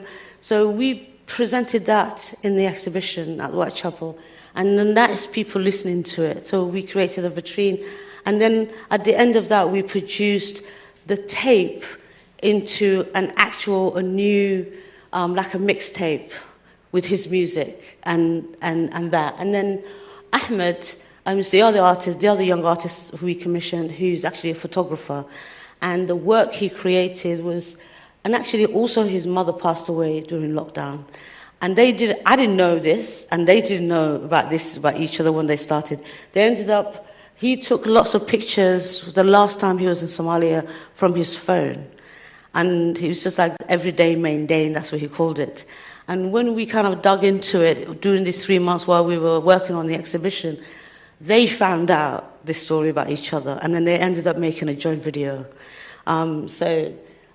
That is what we collected for the Somali Museum. So we've got a film, we've got a set of photographs from Ahmed, and we've got Elmi's tapes. And this is Ahmed and Elmi. And the exhibition was called Somali Museum, Any Space, Anywhere. And this is where we arrived. So when we were at that exhibition, we had a third artist, was Hordo, and the picture is not here, but the work that we really wanted to create, so we commissioned Hordo for this exhibition. And a lot of, like I was saying earlier, the Somali Museum and then our NIMBY Festival are sites of collection for us. We program things so we can collect. Collecting, we're not heritage professionals in that way, so we have a very strange way of going about trying to find out about the work, where it exists, and go to people at the location where they are, and then trying to bring that work. And I think there is probably a third and a fourth process of doing the paperwork and all that kind of interpretation, which a lot of the time we're not in a hurry to do, but we want to continue the conversation and narrative. So also, in our community, I think that's what's important, and we have a strapline at NIMBY that says we're about collectives, not collections, and we don't want to be extractive, and we don't want to just monetize the relationship. We want this to be a long-lasting community dialogue and way of working together. And I always say things will not be smooth and straightforward, but we have to have, collaborating. You need patience, it takes resources, and it takes time. So this, honestly, is probably the most amazing thing so far ever, because it has the past and the present, the objects and the narrative. And so that is the kind of the center wall. And at the last exhibition, we actually commissioned an artist from Amsterdam who came over. She has a project called Anarchist Citizenship. And Nadine, their collaborators, Nadine and Amal, so they created a wall, a textile wall. And actually, we then went to Germany to be part of a conference and a series of workshops as part of the House of Culture in Germany. And our thing was called Textiles as Language. And this is really what we're trying to bring here. We have these textiles. We want to do, and actually that's my background. I studied fashion textiles, and I'm very fond of the feminist in me, women's work, but also fashion. And I worked with fashion designers in lots of different places and some amazing people and some high street stuff.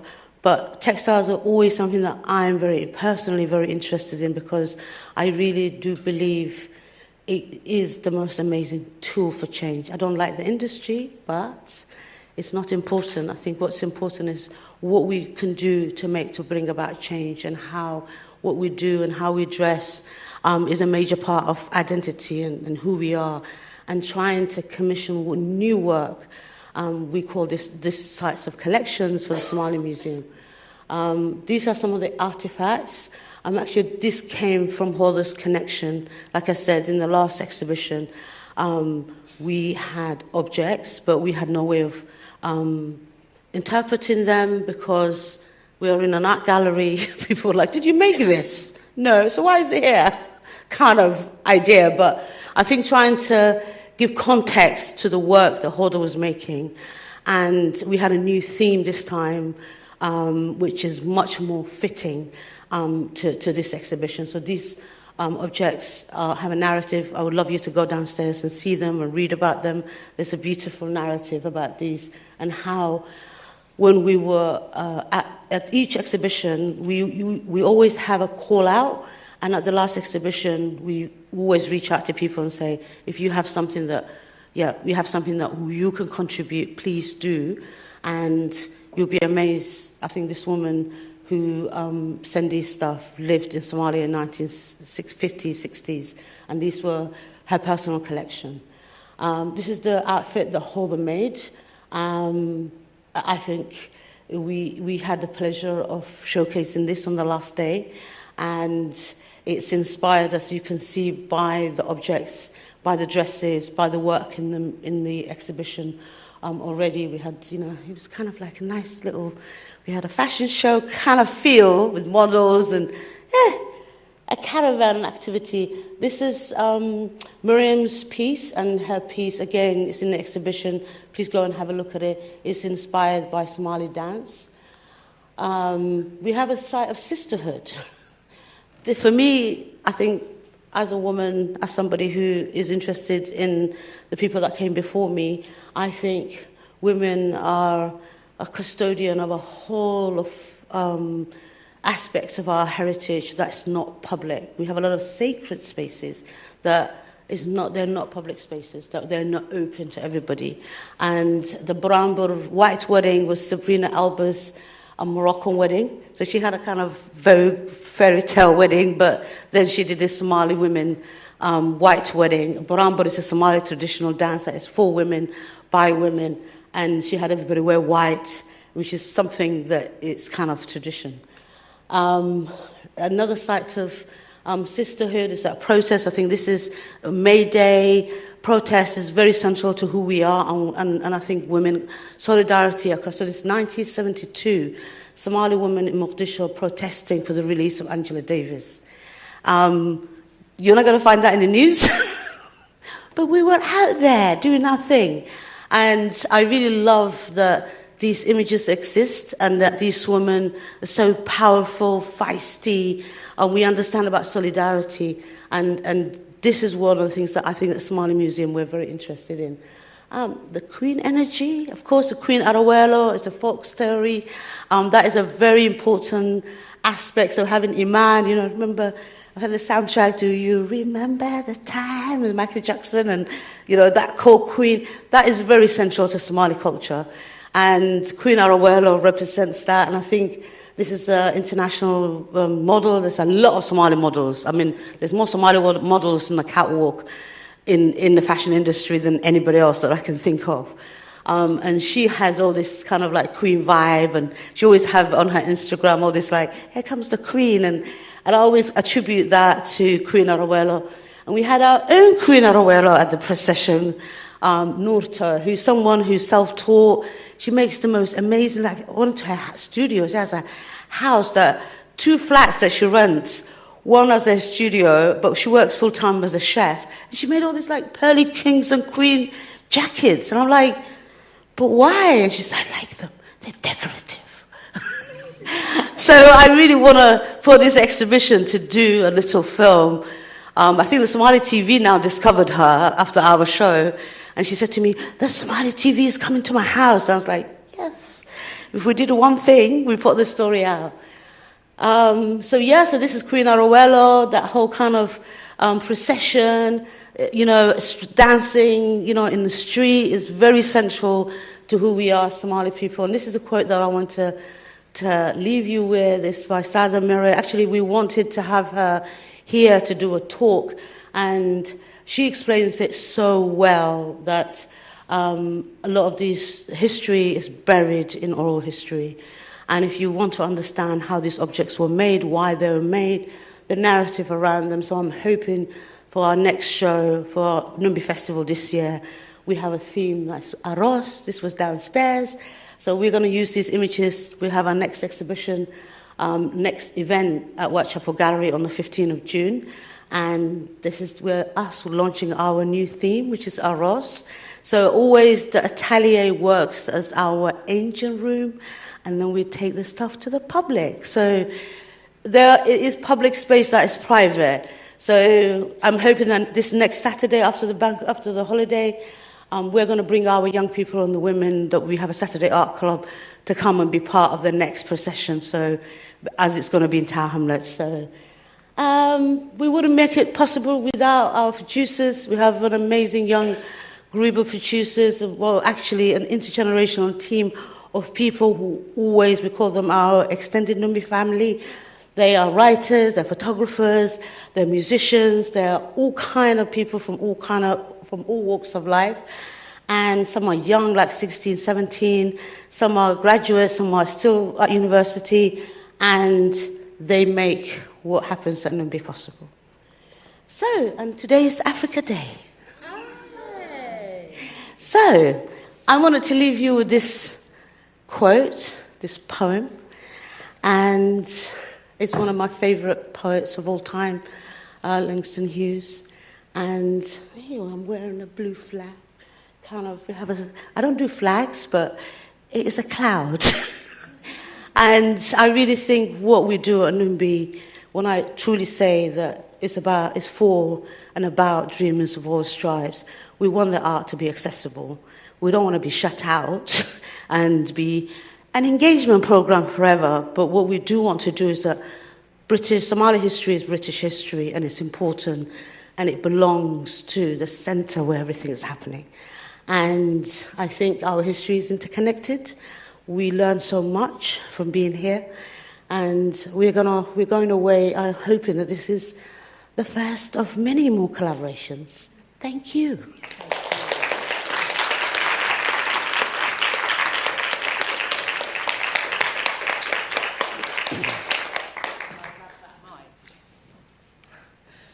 Wow, that was great. And I think, really kind of fitting end to the day. I think a lot of what Kinsey was talking about are all themes that we've covered in terms of intangible heritage, that kind of, cross-pollination. It was funny, actually, I saw one of the objects that Kinsey showed with a zigzag. And so I immediately thought, oh, life's ups and downs, and it's just, as you say, the kind of power of objects to speak and how we can use those to communicate with each other and share commonalities. Costume is incredibly powerful. And although you might not think there's much in common with clowns and with Somali culture, I think, there's a crossover in terms of what the Clown Museum is doing, what the Museum of British Folklore is doing, and what Numbi Arts are doing. So it feels like there's kind of fertile ground for discussion. So I'm hoping that we'll end the day with some really interesting conversations. I'd actually like to invite, sorry, Kinsey, you've just made the long walk back, but if you wouldn't mind joining us, we thought maybe we'd just pull up some chairs and Matty, and we can have a final kind of Q&A conversation. So, who's going to kick us off? No, I appreciate there's a lot to think about. We've covered quite a lot of ground. Yes, hello. I'm going to run around with the mic. I'll give you the mic.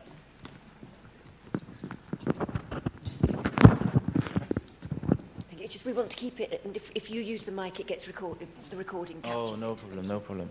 I wanted to ask. You said there was a significance about a war after, you were saying that there was like a celebration you do for all the the clowns and stuff, and the ones that passed away. Yes. And you said the war marked a specific period, basically. Do you say that there was a war? Well, after involved in the Clowns Church service started 76. What is it? Sorry. 79. No, start again. 78 years ago. Okay. So it started in 1946 after the Second World War. And it was really a get-together for clowns, but it was also to commemorate all the clowns that had died in the war. And we have now, we hold it every year on the first Sunday in February at All Saints Church in Haggerston, Hackney, for people that are interested. And since COVID, we've had a completely full church. We've had 600 people, which is quite something for any church in Hackney. Hi, here. Just ask for Matty. I was just wondering how and why did you start getting into clowning? And just seeing, as you've done so many things, being a clown now, how often do you perform now, and what kind of occasions, or are you focusing more on the museum? Well, I'm 72, so I've sort of retired now. But I started clowning because I put the outfit on, as you saw the picture, on the roof of the Shaftesbury, and I just thought this is an amazing job. And I've done it all my life, making people laugh. And we sure need it these days. We need more clowns. Was another part of your question that Just if the focus now is on the museum or... It is, yes, but one, because it's in my basement of my house in Clerkenwell, and I'm giving it a lot more focus. I'm down there a lot. That's the thing with having premises somewhere. You have to go there to archive and to do stuff, and it's really good to have everything downstairs. Hello, Kinsey. I loved your women's events and your women's dancing, and I was wondering if you could tell us about one specific women's custom that we might be able to, sort of non-Somali, adopt or adapt that would enrich our lives. Maybe you could tell me about your favourite women's custom. I think the opportunity to gather together as women. At the moment, I'm doing a series of workshops around natural dyes, and Somali women are very, very well known for pampering. Like Queen Arawelo had a national day. Her national day in her kingdom was Pampering Day. And that's and men thought that was frivolous and stupid.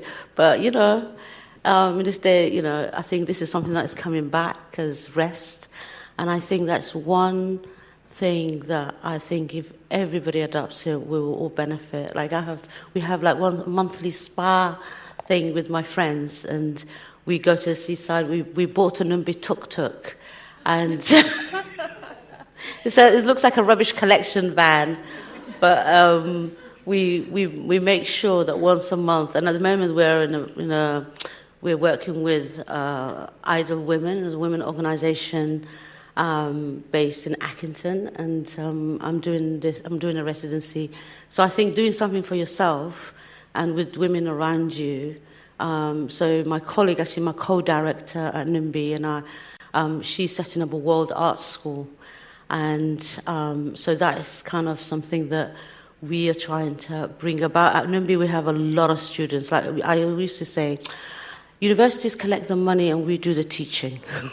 So it's a nice thing that we benefit, but I think pampering and gathering, like put henna days and, you know, like all those kind of just spa. Like honestly, Queen Aruela was right.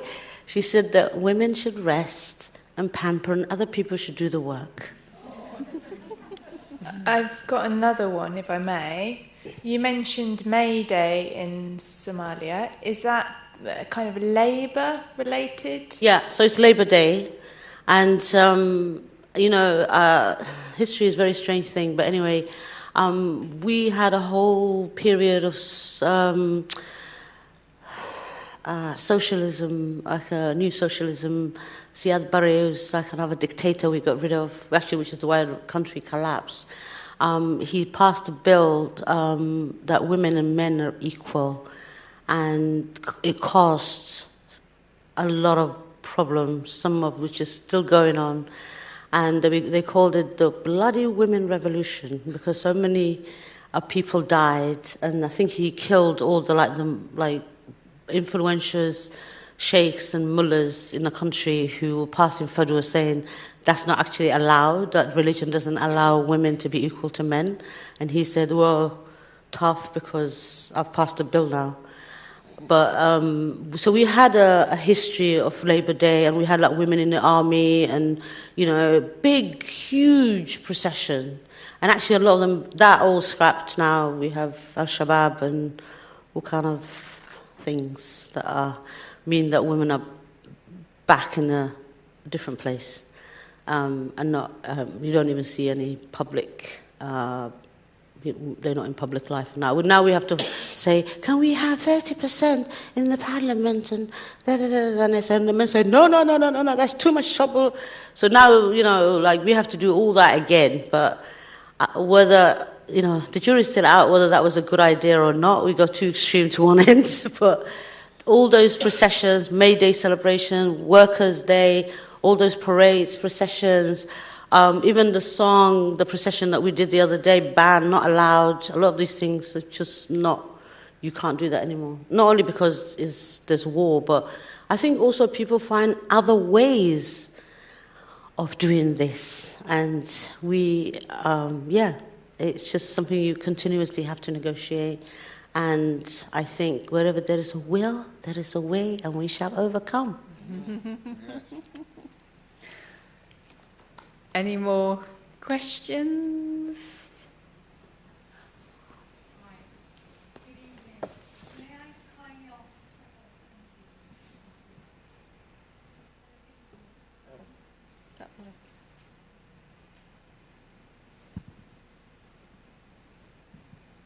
Hello?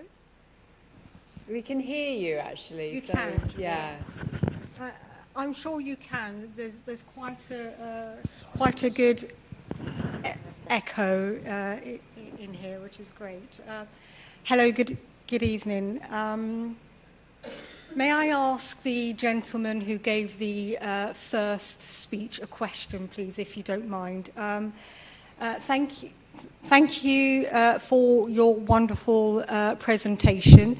My question to you is, and a very good evening to you, do you believe that your inspiration to create such vibrant art, such as was displayed on the screen for us, depicts your character, personality, or who you are? The reason I asked the question is because I noticed you gave us a cheerful gallop during your presentation, hence the question on how your artistry represents your person. Oh, that's a long question. Basically, I think we all have a clown inside us that would love to come out. I have And I've had the freedom and the beauty to express myself in a way that a lot of people never get a chance to, because they're just lost in their own clothes, if you like. It's when you put on a clown outfit, you put on another person, or another aspect of your personality. And I've done so much good with it, you know. It's such a wonderful thing to do. 19 years working in hospitals with very sick children, it taught me a lot. To be able to put myself across in adversity, if you like. Anything else I need to answer for you? Is that all right? Thank you. So that's really interesting, Matty. You know, again, it just feels like there's some kind of repeated themes that are going through the day. And earlier on, we were talking about how putting on a costume, putting on a disguise, actually, in some respects, allows you to be your kind of whole, full self. And that's why, you know, folk customs and traditions are so important, because, you know, you put on the costume and then this is who you are. So. I was going to tell you a quick little story. Twice I've met the late Queen, and I met her at the Albert Hall, and we were introduced, and my nose flashed, because I could make it flash when I wanted to. And she went, "Oh," and pulled her hand away and started laughing. And she walked away from me, and one of her guys said, "Oh, thank you so much for making the Queen laugh. She's had a really heavy cold, and that's the first time we've seen her laugh in days. Thank you so much." And then 4 months later, she was opening the ITN building in Gray's Inn Road, and I was just as a performer to entertain the staff children. And the Queen came in, went downstairs, unveiled the plaque, and Queen's coming back, hooray, with the flags. And as she came opposite me, quite a way away, probably where that door is to where I am, she saw me, did a right angle off the red carpet and came over, and she was like a long-lost friend. Said, "Oh, hello, fancy seeing you here. Have you been entertaining the children?" I said, "Surely have, Your Majesty." She said, "I could hear all the rumpus when I was downstairs." "Oh, so nice to see you again. Bye-bye." So sweet, you know. Somebody had met once, and then the Duke of Edinburgh said, "You don't work here as well, do you?" I said, "Yeah, I read the news on a Sunday. Haven't you seen me?" You can be very cheeky as a clown. It's a fab job.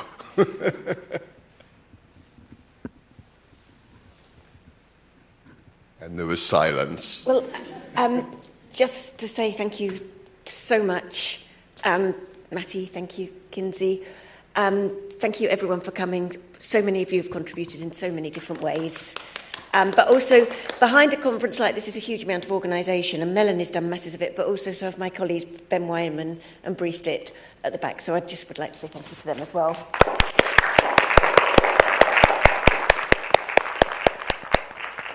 Yeah, and thank you, everyone. Every session has been great. It's been a really nice, I think the best sort of informal but completely informative day. So thank you very much for coming. Thank you.